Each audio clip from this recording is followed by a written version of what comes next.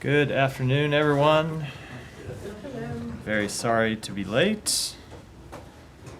I don't have anything to start with, so Matt? Nothing at all. Well, after being so late, I don't want to delay your questions any further, so. Oh, that- okay, so that means that you'll promise us solid and, I'll promise you Solid I'll answers. promise you responses. okay. Let me just start with Ukraine and NATO. So the Secretary is going to be meeting with former Mr. Kuleba tomorrow. Correct. Correct? Correct. President Zelensky is in town. Will be. Yeah. What can you tell us in terms of what the U.S. is going to offer, or what the U.S. and others in NATO are going to offer? So you will see a number of announcements come out of this summit. I won't get too far ahead of them for obvious reasons, but you will see new military, diplomatic, and economic support announced for Ukraine. You will see additional specificity about Ukraine's bridge to NATO. You will see additional announcements around significant air defense capabilities that allies will be providing to Ukraine. And you will see us further talk about how we can better integrate Ukraine with NATO while helping Ukraine take steps to advance towards membership. I'm just a little bit confused. I mean, I guess I'm maybe not confused, but I don't really understand this bridge to NATO thing. This seems like it's like, a roadmap. We've all seen the roadmaps to various things go into complete dead ends, not end up anywhere. Why is this bridge? How do we know it's not a bridge to nowhere? So let me tell you exactly what it's a bridge to. Right now, Ukraine is Well, not I know in what it's Ukraine is supposed to not in be. NATO. I know what it's supposed to be a bridge Ukraine's to. but future is in NATO, and there will be a bridge to get from here to today. That will Okay. Well, how? include, you're going to have to wait to see the communique that comes out at the end of the week. I'm not going to get ahead of that, but it will include the steps that the alliance is prepared to take and that Ukraine needs to take as well to move along that bridge to full membership.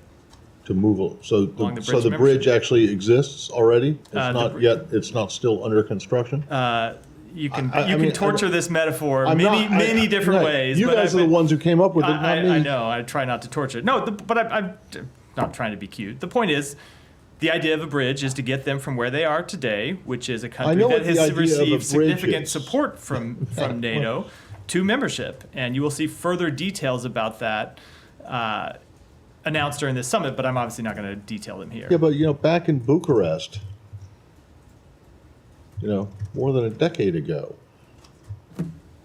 the idea was that they were going to get into to NATO, and so I don't understand. How is this bridge any different than the promises that have been made to them in the past? So you will see specific steps outlined in the communique, we expect, about Ukraine's path towards NATO. Now, it's a little bit hard for me to answer the question here because I can't tell you what those steps are going to be, what's going to be contained in the communique, because I can't get ahead of an announcement that's coming later in the week. But you will see a significant new announcement, and I'm happy to have the conversation All right. in detail after we have made that announcement public. Several times, your colleague at the White House said that NATO is going to be in Ukraine's future. He said that several times. It seemed to be kind of a talking point. So can I turn it around? Can you say this? Is it equally the case that Ukraine will be part of, or that Ukraine is going to be in NATO's future? Yes. Yes. Yeah. Okay. Thanks. We've been quite clear that you've heard the president say that Ukraine will be in NATO. Well, I was just wondering about Yeah. that specific wording. Yeah. Sean. Sure. I'll follow up a couple of things on Ukraine. I know Kirby was asked about this a little bit, but more directly, the attack today, or the explosion at the hospital, the children's hospital. Could you say anything about that? I believe Zelensky has declared a day of mourning. The Russians are saying that they think that it was Ukrainian air defense systems. Are you sure that this was a Russian attack? And if so, do you have any comment on Yes, we are sure it was a Russian attack. We've seen Russia unleash another savage missile attack hitting civilians in Kyiv and other cities across Ukraine. We are seeing reports that at least 23 civilians were killed in Ukraine in these missiles attacks. Just to be clear, these are sites that serve no military purpose. They're not sheltering Ukrainian military assets. They're not sheltering members of the Ukrainian military. These are civilian infrastructure, pure and simple, that cannot, should not, must not be targets of military attacks. But once again, we've seen Putin deliberately attacking civilian infrastructure as part of his bloody war against Ukraine. And so you think it's deliberate? I mean, I guess you can't get in his head, but you think it's deliberate? It wasn't a mistaken target? So it's hard to say with any one particular strike, but when you look at the history of Russia continuously targeting civilian infrastructure that bears no legitimate military purpose, then it's hard to conclude it's anything but deliberate. This isn't just one strike. There is a pattern of strikes, as I said, where there are no Ukrainian forces, there are no Ukrainian military assets, and yet you see the Russian military continue to strike them time after time. Could I follow up on Ukraine and some of the diplomacy?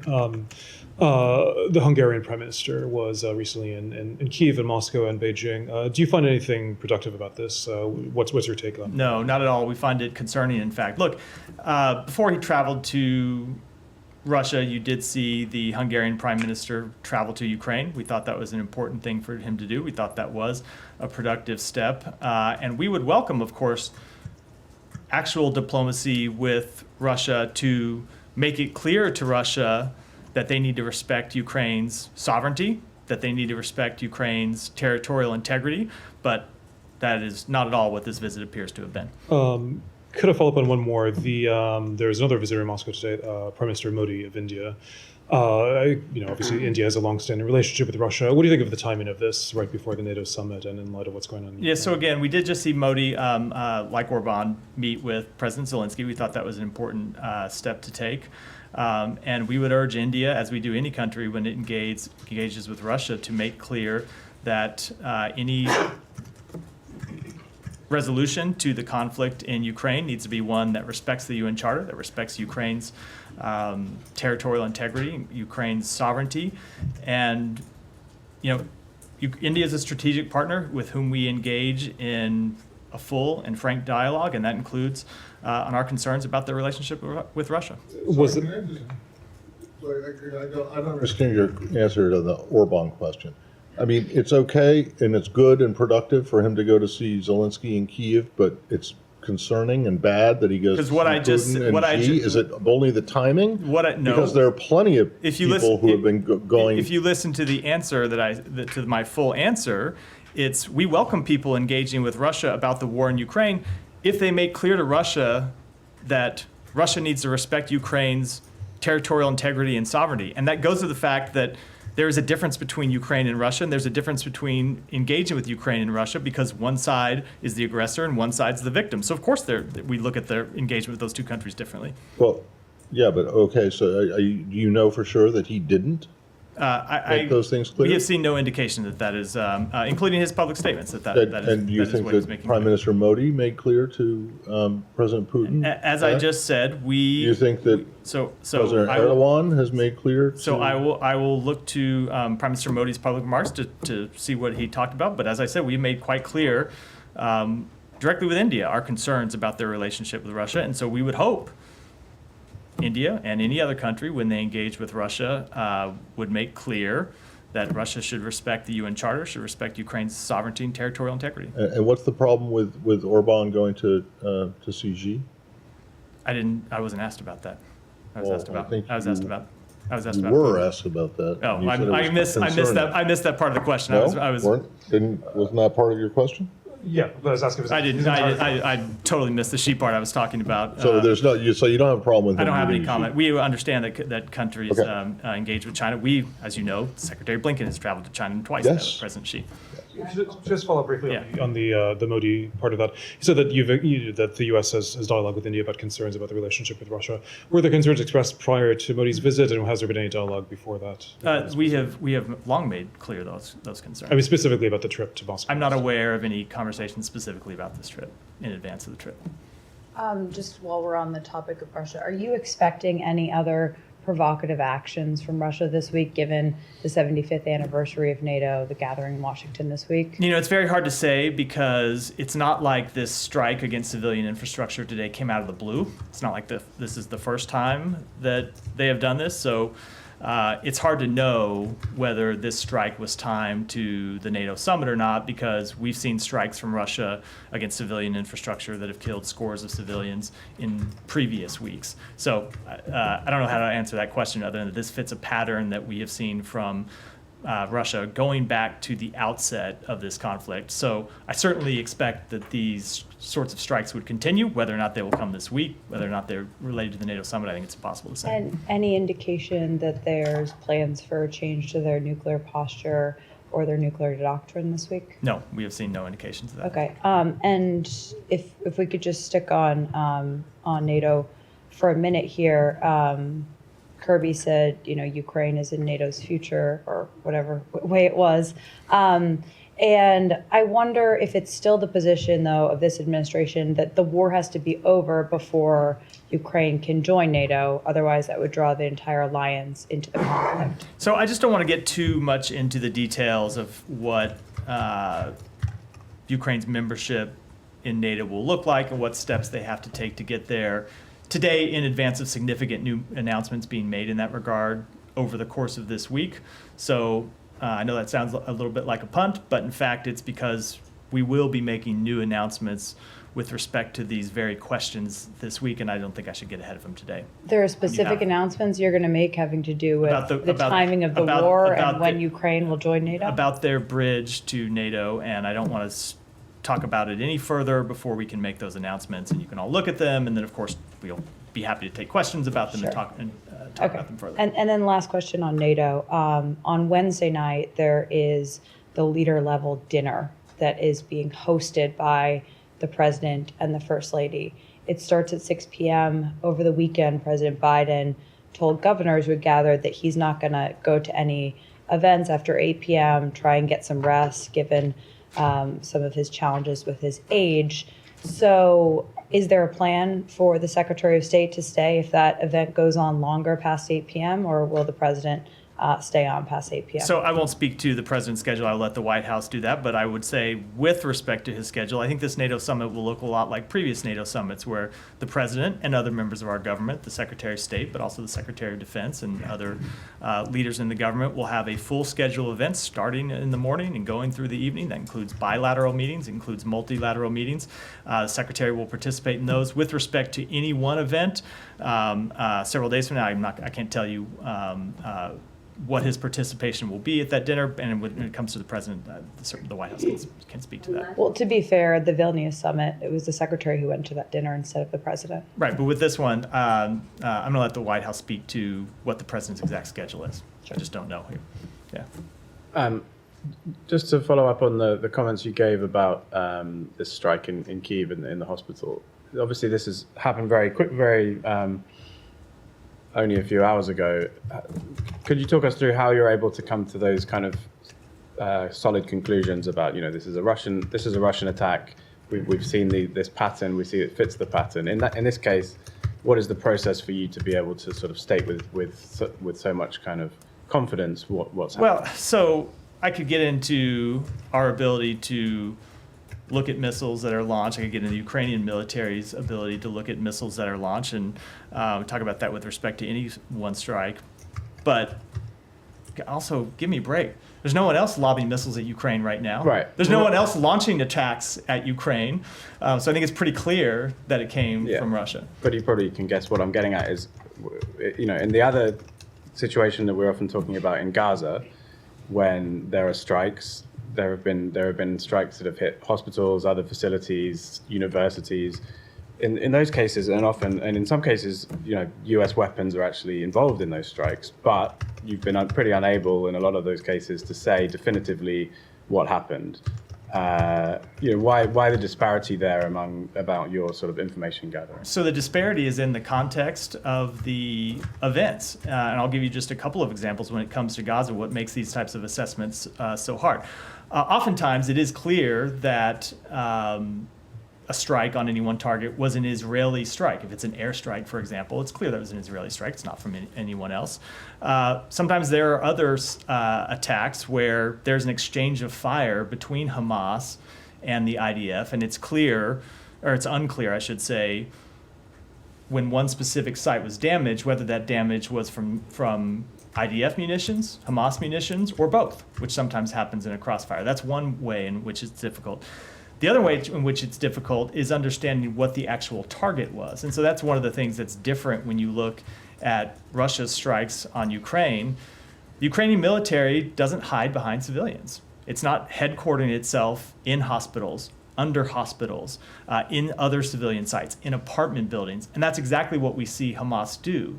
And so when you get to making assessments about strikes in Gaza, it's not just always who conducted the strike, but whether the strike ultimately was after a legitimate military target or not. And it's a much different assessment in Gaza, where you have Hamas using civilians as human shields, which is not at all the case in Ukraine. Right, but you did sort of say that it seems that this isn't an accidental strike aimed at something else. That's quite, there's quite a lot of information that you're able to sort of pass on there. There have been cases where, I'm obviously not defending the Russian strikes, but there are cases where Ukrainian anti-aircraft fire has taken down a missile and it hits something, right? There is complexity to that, but you're able to, a few hours later, give a pretty detailed account of what happened. I'm not saying that I'll give you a break on that. That's your job.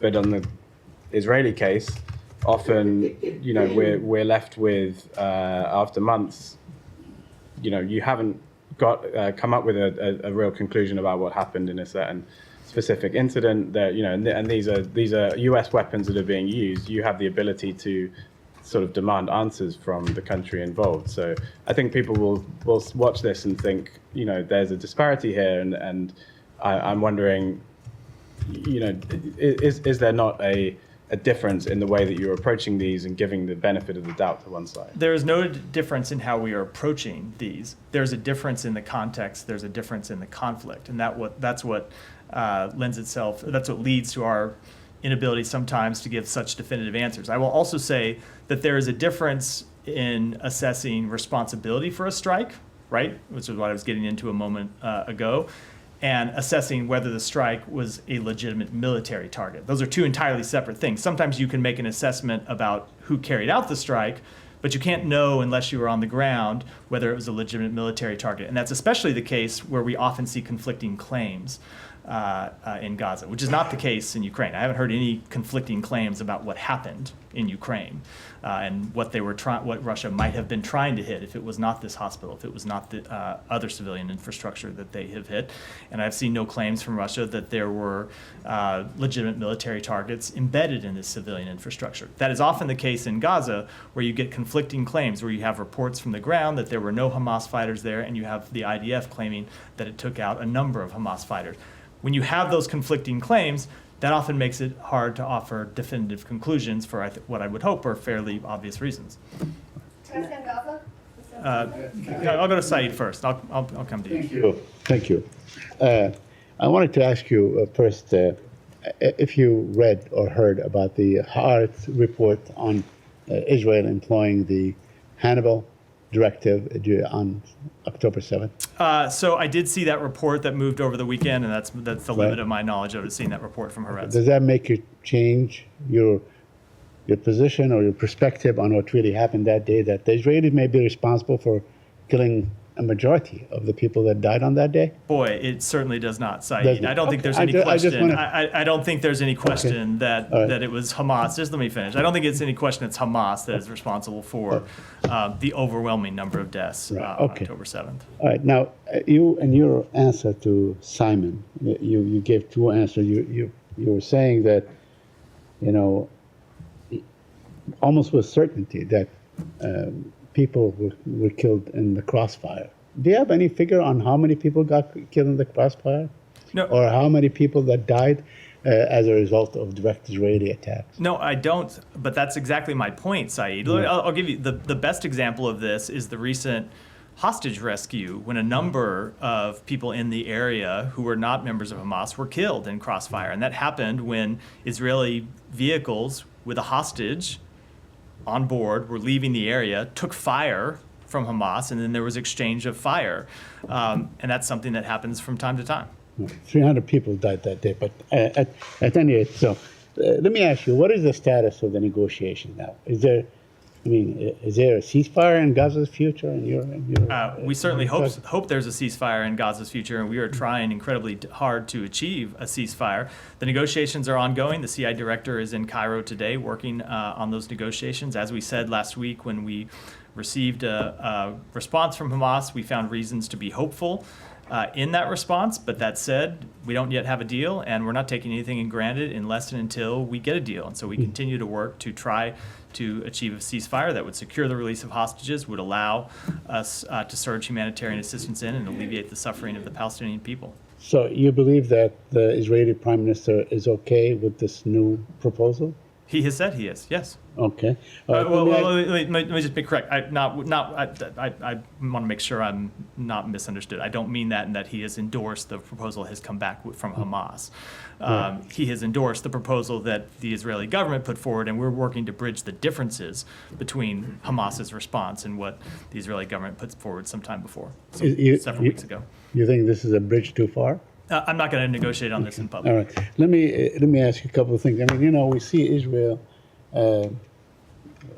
Rafah is completely destroyed, and people are dying. Israel is just grabbing land in the West Bank. It's really doing a lot of things. Would you be agreeable to any other state doing what Israel has done, let's say, in the past 48 hours, or the past 72 hours, or the past week, and so on, against Palestinians, whether in Gaza or in the West Bank? I mean, wouldn't you be outraged? I mean, we hear reports by Israeli soldiers themselves. They're saying they were killing children because they were bored. So Crying out loud. let me take those one at a time. When it comes to abuses by the IDF, we make very clear that we expect the IDF to have full accountability for any soldier that behaves inappropriately, that violates either IDF rules of engagement or the laws of war. And we have seen the IDF announce that they will take steps to impose such accountability, and we will be watching that very closely. When it comes to settlements, we have also made clear that we oppose the advancement of settlements in the West Bank. We think that they're both inconsistent with international law and that they are ultimately counterproductive to the realization of peace, which is in Israel's interest. And that includes urging Israeli officials to not take actions to fund outposts that have long been illegal under Israeli law. So we will continue to make that clear. So any particular response to what happened last week in terms of the size of land confiscated by Israel for settlement purposes, which is apparently the largest since the 1967 war, in a sense, definitely since the Oslo Accord in 1993. Have any particular comment on that? Yeah, as I just said, we oppose the advancement of settlements. We oppose them taking actions to fund outposts. We think all of those are illegal under international law and ultimately hurt the chances of peace. Can I just follow up on Yeah. that point that Saeed was making about ceasefire? Because there was a list of principles the Israeli Prime Minister, Mr. Netanyahu, his office issued yesterday on the ceasefire, one of which appeared to be a desire, or he said, insisting on resuming fighting until all the objectives of the war have been achieved. I mean, we know that one of his objectives is the complete destruction of Hamas, not just its military existence, but also its administrative governance capabilities and so on, which goes way beyond what the president announced in his May framework that was described as the Israeli proposal. So have you got any reaction to what he said yesterday? So I don't know that this will be a satisfying answer, but I think it's most productive to hold these negotiations in private, not in public. Yeah, but it wasn't. But the president made a very public announcement let me about. Just hold on. Just let me finish, Tom. I'm happy to answer the question, and you can ask me a follow-up if you want. We think it is productive to have these conversations in private, not in public. Sometimes seen the Israeli government make public statements. We've seen Hamas make public statements. We're going to hold the negotiations in private, and what has not changed is Israel is in its conversations with us saying that they are committed to the proposal that the president publicly outlined. I mean, the reason I was pushing back on that is it was a very public announcement by the president about, in some detail, about what should be in this proposal, and we have a very public announcement by the Israeli Prime Minister about what he believes. So this isn't, I'm not asking you to negotiate in public, I'm just asking for whether you believe this is a shift in the Israeli position, or is this something that Mr. Netanyahu is simply saying for We do public not reasons? believe that their substantive position has changed. They have consistently supported the proposal that they put forward several weeks ago that the president outlined So publicly. do you think he's saying this for domestic consumption and he doesn't actually mean it? I'm just not going to characterize it at all. On Gaza. Yeah, go ahead. I promise you. The United Nations warned of widespread starvation in Gaza all the way back in December. We've had aid organizations and relief groups who've said over and over again that Israel is using starvation as a tactic of war. You've had 12 US government employees who've resigned, and they accuse the US government of undeniable complicity in the starvation of Palestinians. Doctors we've spoken to at Al Jazeera have told us that they, in part, also blame the US government for the horrors that they are seeing. How do you respond to the allegations of complicity of the US government, and what more will it take for the US to stop Israeli military funding? So let me just take the humanitarian assistance piece first, because you raised that in the introduction to your question. So it is the United States that has secured all of the major agreements to get more humanitarian assistance into Gaza. Going back to the very early days, the first week after October 7th, when the secretary traveled to the region and the president traveled to Israel, and together convinced Israel to open Rafah crossing to allow humanitarian assistance in. It is the United States that worked to open Kerem Shalom to get humanitarian assistance in, to open Erez Gate in the north. It is the United States that has worked day and night in the region, in Washington, in other capitals around the world, to coordinate a humanitarian assistance effort to get food and water and medicine to the Palestinian people. It has not been enough. There are obstacles. Sometimes those are logistical obstacles coming from Israel. Sometimes those are the nature of moving humanitarian assistance around in an armed conflict. But when you look at what has actually happened, the sad truth is there is widespread food insecurity in Gaza, and we have worked to try and address that. But when you saw the IPC, the group that actually measures famine, come out and make assessments, they warned that famine was imminent. We worked hard to get gates open and get more humanitarian assistance in. In their last assessment, which came out after the time they predicted famine was going to occur, they came out and assessed that it had not yet happened, which is not at all to say that the conditions are good. Of course they're not. They remain dire for the population in Gaza.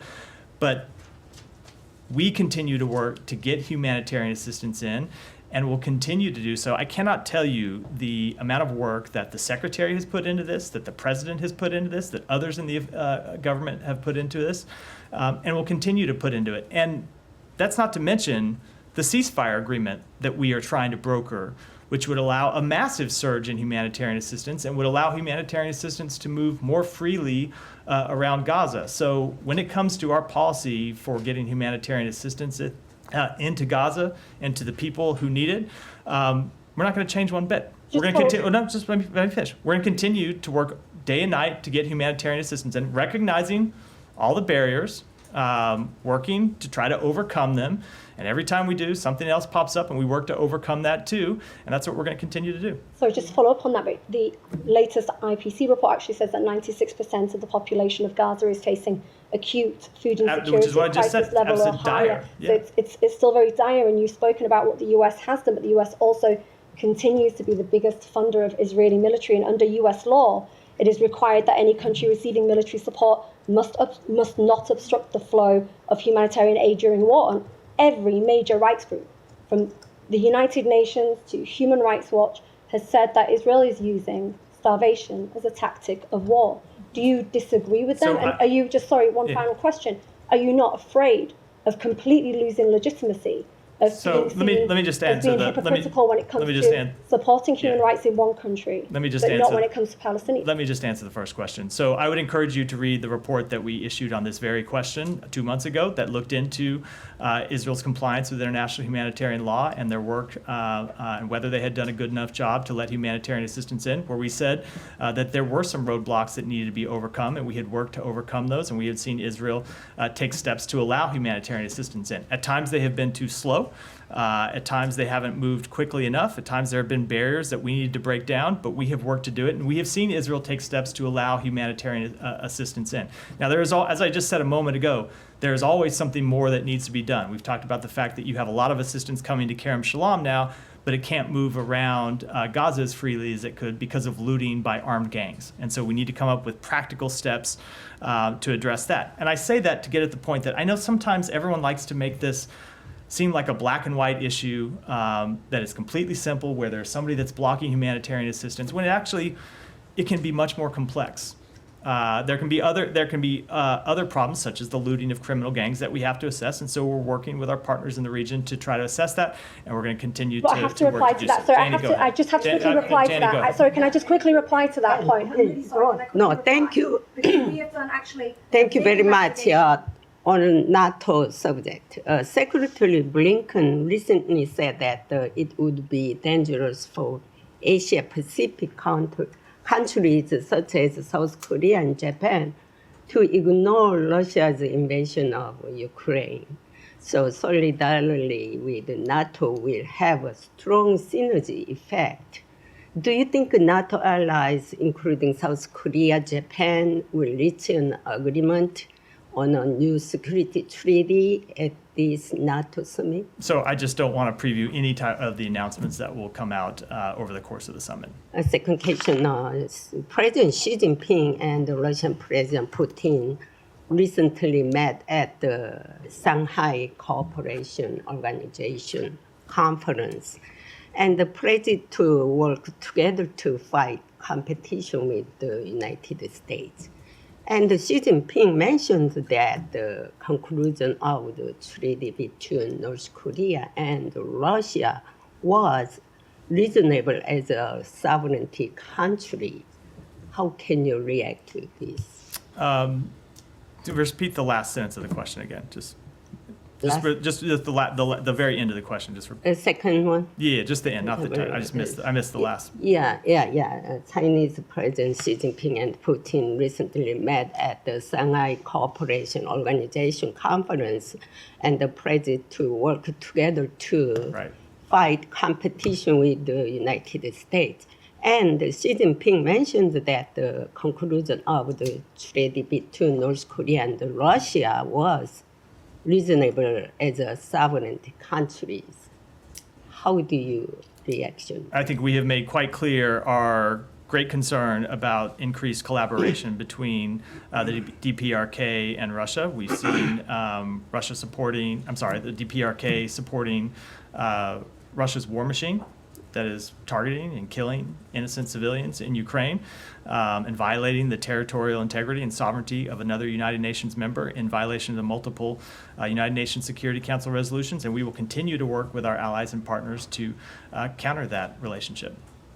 Thank you. Yeah, Thank you, Mike. A couple of questions about today's hospitality. But before that, the metaphor that you're using, the bridge, just to understand, how far you're willing to go, how is it going to be different from last year? Look, every bridge starts. You can torture a metaphor to death sometimes. No, just to understand, every bridge starts with a blueprint. Does that mean that the Biden administration has a clear strategy, a plan for Ukraine to become a member of NATO? I'm going to answer this question the way I did some of the others, which is you should not expect me to speak in detail about announcements that will be made by the president and other heads of state later this week at the NATO summit. So you will hear concrete announcements from the NATO heads of state in the summit about what that bridge looks like. And as frustrating as I know it is, on Monday when we have this summit starting over the next couple of days, I'm just not going to get ahead of it here. Fair enough. A couple of questions on the hospital attack. You said that it's clear that it came from Russia. You said it is deliberate. You stopped short saying that it's a terror attack, because that's what you described. So isn't it an act of terrorism? It is a deliberate targeting of innocent civilians, is our judgment. I know where you're going with the question. Our position on designation of state sponsor of terrorism has not changed. The fact that this was conducted by the current chair of UN Security Council, how are you digesting that? How are we digesting it? I mean, that doesn't really have anything to do with it. Russia is a permanent member of the United Nations Security Council. Obviously, they become the chair on a regular basis of the UN Security Council. That doesn't change in any way the horrific nature of their actions, and of course, it doesn't give legitimacy to them at all. And given today's attack, will the Biden administration be willing to allow Ukraine to hit back anywhere with any weapons at any time by using American. I don't have any change to our policy to announce. Can we come back more Georgia, if possible, later? Go ahead. Sean. Can I switch to Iran? Yeah. The new president-elect of Iran, Pezeshkian, he said in some of his first remarks that he wants to. I mean, the tone is very different from his predecessor, saying he wants to reach out to the U.S. or to the West and have a better relationship. How does the U.S. see that? I mean, is there? I mean, this administration obviously at the beginning wanted to restore the JCPOA. Could there be a return to that? So we have no expectations that this election will lead to a fundamental change in Iran's direction or its policies. At the end of the day, it's not the president that has the ultimate say over the future of Iran's policy. It is the supreme leader. And of course, we have seen the direction that he has chosen to take Iran in. Obviously, if the new president had the authority to make steps to curtail Iran's nuclear program, to stop funding terrorism, to stop destabilizing activities in the region, those would be steps that we would welcome. But needless to say, we don't have any expectation that that's what's likely to ensue. Okay, no expectations. Does that mean you're willing to try him out? See if would you be open to testing the waters with the new president? So let's let him take office first. I don't have anything to announce today. We have always said that diplomacy is the most effective way to achieve an effective, sustainable solution with regard to Iran's nuclear program. One of the issues with which we have great concerns, obviously, and nothing about the election has changed that. But we have also made clear that we are far from any kind of meaningful diplomatic resolution right now, given Iran's escalation across the board. Yeah, go ahead. Do you have a comment on China in Belarus right now doing joint military drills just ahead of the NATO summit? Let me take that one back and get you an answer. Thank you. Yeah, thank you, Matt. A question on Turkish military operation in Iraq and Kurdistan region. Turkey has advanced 9 miles deep into the Kurdistan region territory and carried out more than 1,000 strikes so far this year. And including today, they attacked 3 people in Shingal. Do you agree the way Turkey is dealing with the situation in Kurdistan region in fighting PKK? And the second one, this conflict has a huge impact on the villagers and the civilian people and a wider impact on the region. Has the United States ever reached Ankara, Baghdad, Erbil to come over the situation and dealing with that situation? So we have urged the government of Turkey to coordinate with Iraqi and IKR authorities on cross-border military operations and to protect civilians from harm. We also recognize the ongoing threat posed by the PPK, and but that said, we call on the Turkish government to coordinate military operations with the governments of Iraq, Kurdish regional government, and other local authorities. And do you agree with the Turkish operation in the Kurdistan region to fight? I just don't have any comment other than the one that I just made. Yeah. So going back to the missile attacks. So Polish Prime Minister Donald Tusk, in his meeting with President Zelensky today, said that he wants to be able to shoot down Russian missiles that are going in the direction of Poland and do it over the Ukrainian airspace. But he said that he would need an agreement from NATO or from some other international body. Do you think is that an idea that's worth discussing, or do you think I don't have any changes when it comes to either U.S. policy or NATO policy to announce today. But obviously, anytime a NATO member wants to raise a policy, they have the ability to do so and discuss it with other heads of state. They'll have a summit this week, and I'm sure that is something that could be discussed if he would like to do so. Yeah. Do you have any updates on the political or diplomatic solution that the U.S. is working on between Israel and Hezbollah, especially after the visit that Mr. Hochstein made last week to Paris? So the answer that really does come back to an answer I gave in response to, I don't remember whose question it was, about the ceasefire negotiations. We have been taking further diplomatic steps to try and reduce tensions along the border between Israel and Lebanon and try to set the table for a lasting ceasefire. But again, we think we are much more likely to have success in that endeavor if we are able to get a ceasefire in Gaza. And so we continue to work. As I said, we have the CIA director in the region now in Cairo working on talks to achieve a ceasefire. We're pursuing those full bore. Doesn't mean the work stops on trying to achieve a climb down along the Israel-Lebanon border, but it's just much more difficult without getting a ceasefire in Gaza first. And one more on the death of President Assad's advisor this week or last week. Do you have any? No, I don't have any comment on it at all. Yeah. I want to come back to the humanitarian situation in Gaza, given Yeah. some of your answers earlier. You mentioned the IPC report. So one of the things that report said was that a lot of the progress that had been made after you kind of gave this ultimatum to the Israelis about opening new gates and things had actually been reversed by the Israeli operation in Rafah. There was a lot of talk about that operation in Rafah. A major operation in Rafah shouldn't go ahead. Some kind of operation did go ahead. You haven't said it's a major operation, and foreign journalists have been taken there by the Israelis for the first time. I think a lot of people have seen the images. You still stick with this assessment that this wasn't a major operation, given some of the destruction. Noting that these journalists were taken in by the Israelis, so they were only able to see what the Israelis wanted them to see. And if you see the footage, it looks, pretty devastating. Let me just say something about the humanitarian situation first before I get to that. So without a doubt, the situation remains incredibly challenging, and some of the metrics have gone down since, say, 6 weeks ago when we were getting a much steadier flow in through a number of different challenges.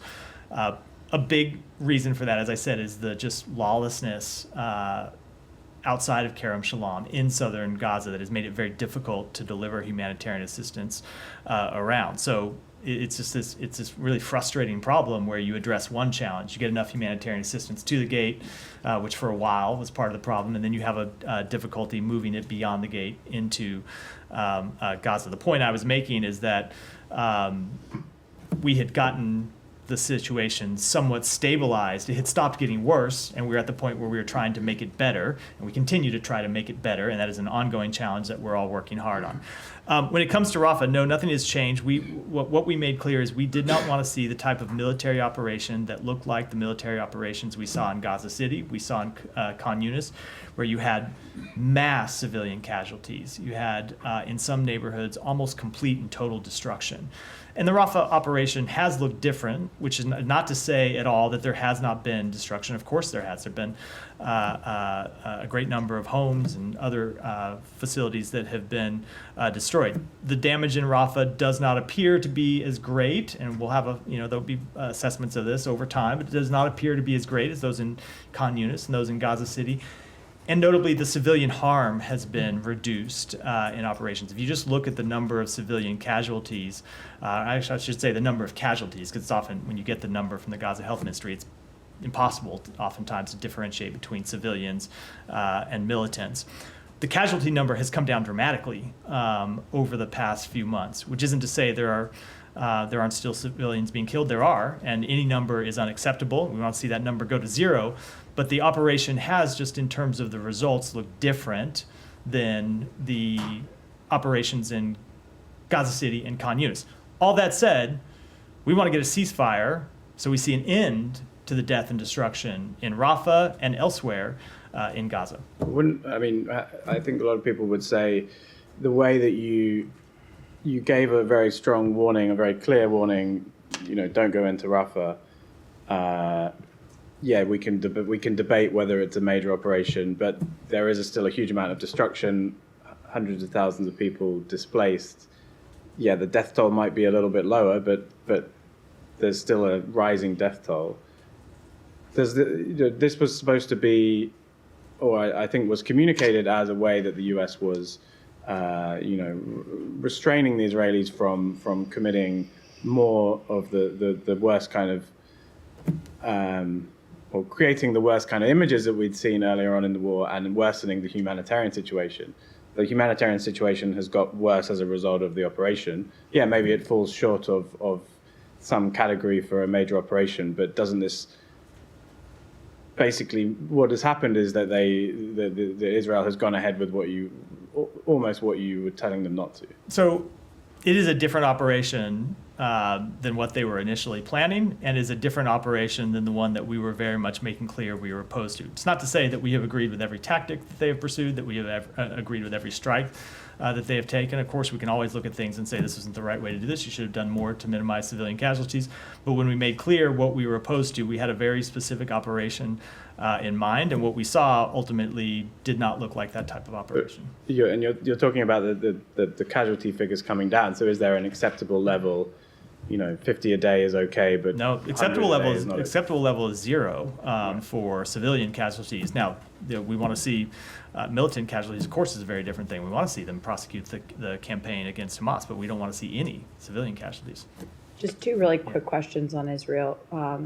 There's a report that the U.S. and Egypt are going to work on a high-tech underground barrier to prevent smuggling of weapons from Egypt into Gaza, and they've told Israel that they will work on this effort if there's a ceasefire and hostage agreement. Is that accurate? So I will answer that generally, which I know you won't like. I'm not going to confirm that or speak to that in detail, but we do believe that smuggling across the border from Egypt into Gaza was a very real problem that needed to be addressed.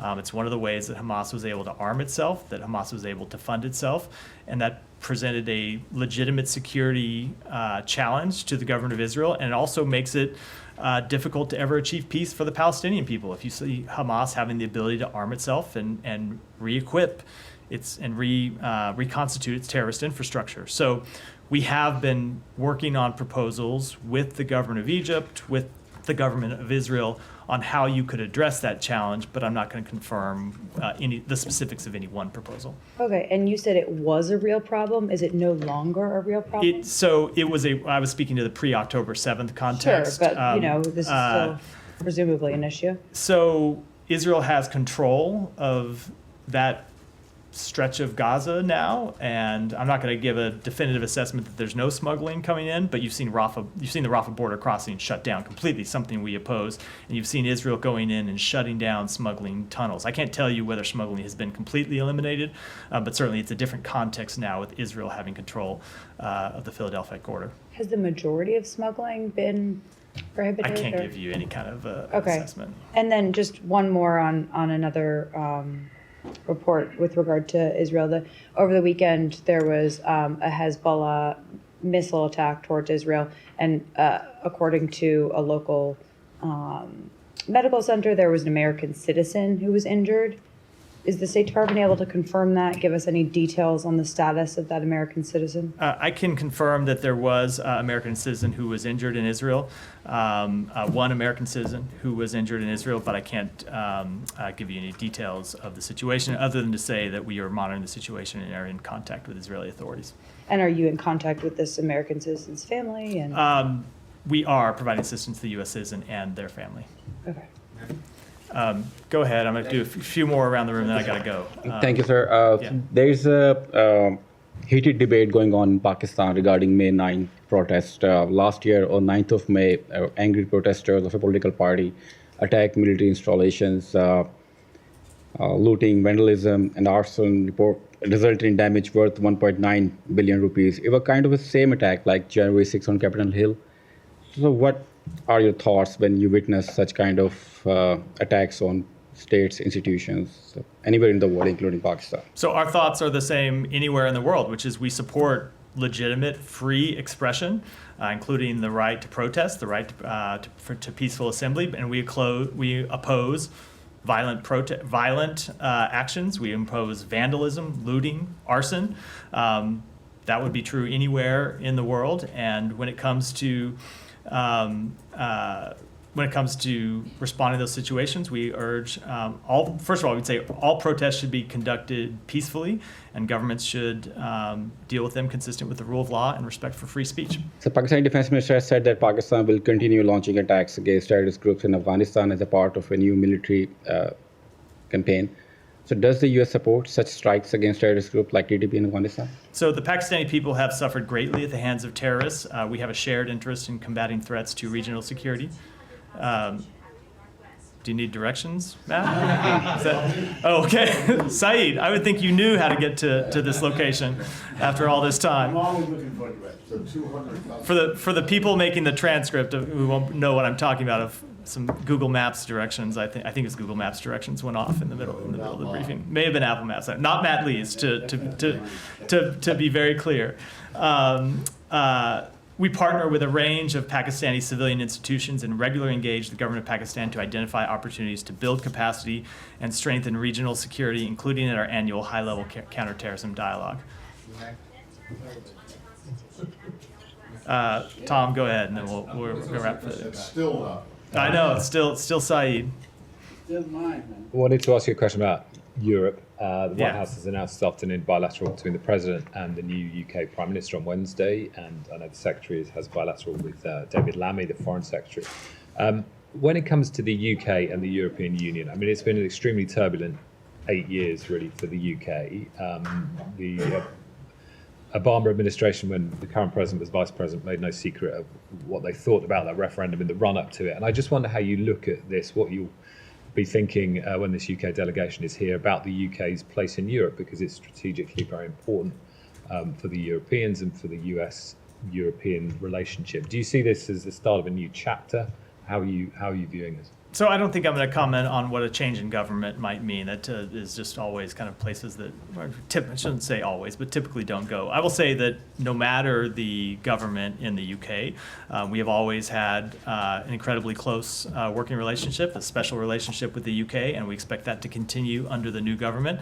But even with the UK not a member of the EU, when you look at the things that we have been working with Europe on under this administration, chiefly, and maybe most importantly, countering Russia's invasion of Ukraine, you have seen the US, the UK, and other members of Europe united and working together to push back. And based on what we've heard from the new Prime Minister and the new Foreign Minister and other members of the UK government, we do not expect that to change in any way. And what about a free trade arrangement, which the last government had been pursuing? Is the US still interested in that with the UK? Let me take that one back and get to you. And with that, we'll wrap for today. Thanks, everyone. Thank you.